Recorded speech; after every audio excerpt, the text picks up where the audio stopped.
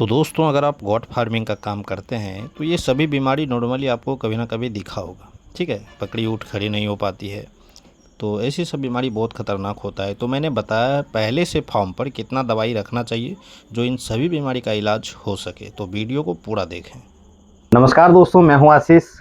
तो दोस्तों, अगर आप भी गॉट फार्मिंग का काम करना चाहते हैं या फिर कर रहे हैं या फिर करने जा रहे हैं, ठीक है, और गॉट फार्मिंग का काम भी आप कर रहे हैं और इलाज भी आप स्वयं करना चाहते हैं, लेकिन जब बीमारी सामने आता है तो घबरा जाते हैं, इलाज नहीं कर पाते हैं, ठीक है।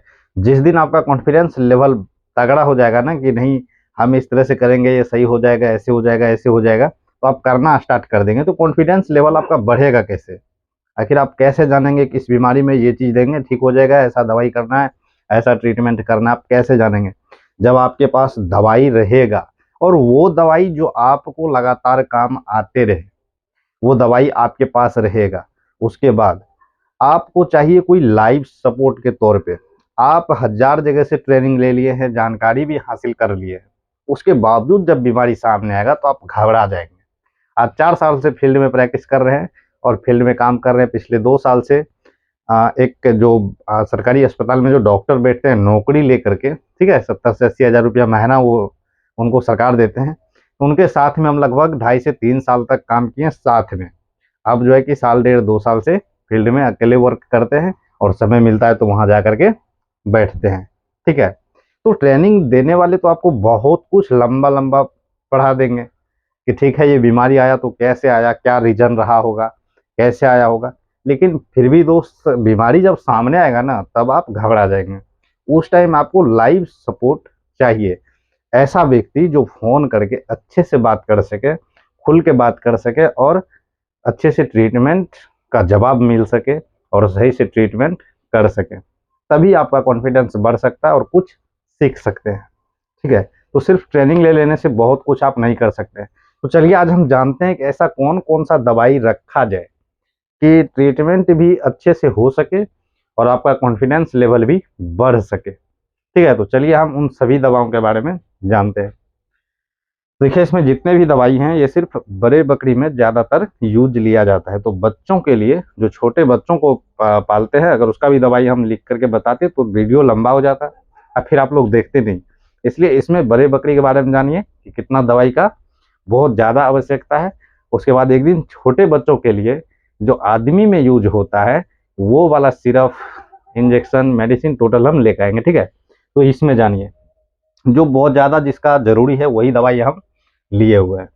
जैसे देखिए, सबसे पहला लेना है, जो सबसे पहला दवाई वो आपको लेना है पोटेशियम परमैंगनेट। क्या लेना है? Potassium permanganate. पोटेशियम परमैंगनेट का बहुत बड़ा रोल होता है। जैसे मान लीजिए कि मुंह में घाव वगैरह हो गया, ठीक है, मुंह में घाव वगैरह हो गया, जैसे मान लीजिए बहुत ज़्यादा दूर तक जो है कि ऐसे दोनों साइड गलफड़ में छाला हो जाता है। ऐसे स्थिति में इसको पानी में डाल करके थोड़ा गड्ढा टाइप का करके और दोनों साइड अच्छे से लगा दीजिए, बहुत राहत मिलेगा, आराम मिलेगा, ठीक भी हो जाएगा, ठीक है। दूसरा है फोर्टीवीर, जो एंटीबायोटिक है, इंजेक्शन है। फोर्टीवीर इंजेक्शन एंटीबायोटिक है, हर बीमारी में इसका रोल होता है, ठीक है। बहुत ही बेहतरीन रिजल्ट भी देता है फोर्टीवीर। ये दोनों आपको रखना ही रखना है। उसके बाद मेलोनेक्स प्लस, जिसमें सॉल्ट होता है मेलोक्सिकैम एंड पैरासीटामोल। दर्द और बुखार में इसका काम लिया जाता है, बहुत अच्छा है, रिजल्ट भी इसका बेहतरीन रहता है। ये दवाई आपको रखना ही रखना है। एक आता है मेलोनेक्स, जिसका सॉल्ट सिर्फ मेलोक्सिकैम होता है, जो दर्द में बेहतरीन भूमिका निभाता है, ठीक है।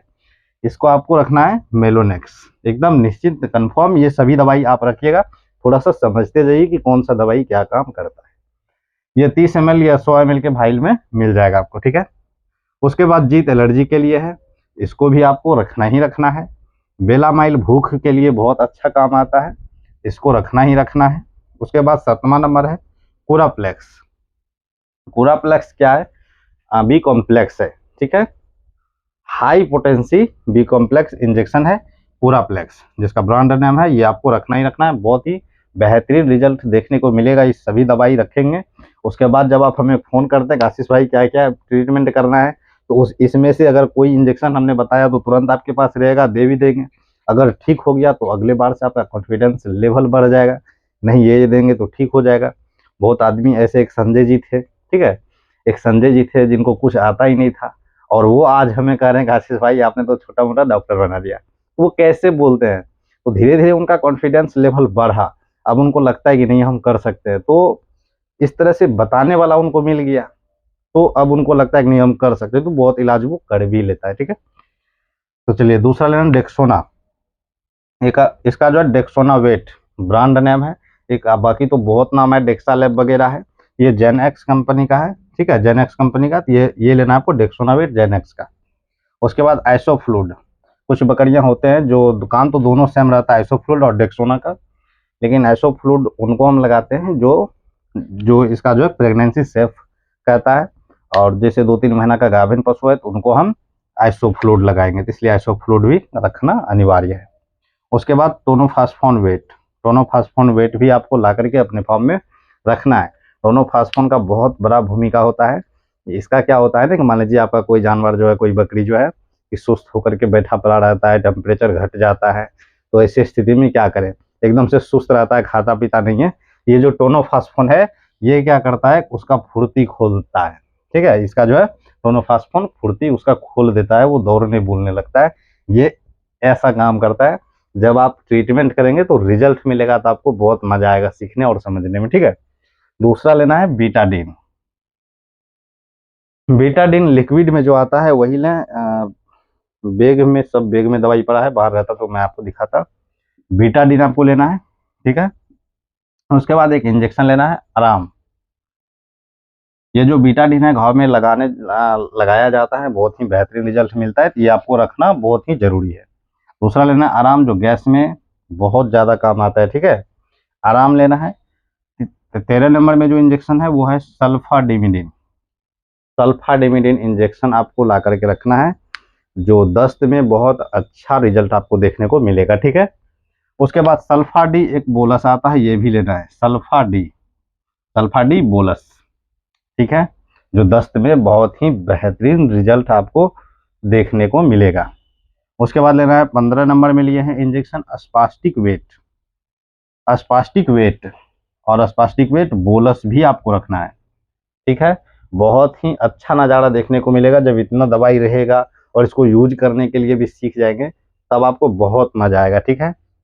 उसके बाद आपको रखना है गैस ऑफ सिरप। और गैस ऑफ सिरप जो है ये बाहर में रखा हुआ है, तो ये हम दिखा देते हैं आपको।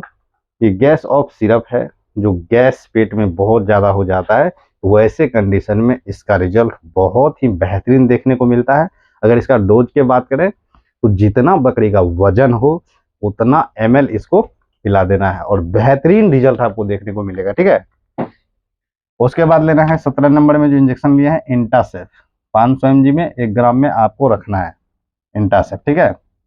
19 नंबर में लिया हम खाने का सोडा, ये भी रखना है आपको, ठीक है। तो यहाँ इतना दवाई अगर आप रखते हैं, उम्मीद रखिए कि लगभग फॉर्म पे आप बीमारी को सुधार कर लेंगे, लगभग बीमारी का इलाज कर लेंगे। अब कुछ बीमारी ऐसा आएगा जो इससे हट के दवाई लगेगा, तो वो बीमारी आने पर सजेस्ट किया जाएगा, लेकिन आपको इतना दवाई तो रखना ही बनता है अगर आप गॉट फार्मिंग का काम करते हैं तो, ठीक है। और थर्मामीटर अपने फार्म पर जरूर रखें, थर्मामीटर जिससे आप फीवर चेक कर सकते हैं, ये आप जरूर रखें। तो दोस्तों उम्मीद करते हैं यहाँ तक आपको बहुत अच्छा लगा होगा, तो वीडियो कैसा लगा कमेंट में ज़रूर बताएं, ठीक है, और बिना बताए जाना नहीं है आपको, ठीक है। तो चलिए मिलते हैं दूसरे वीडियो में।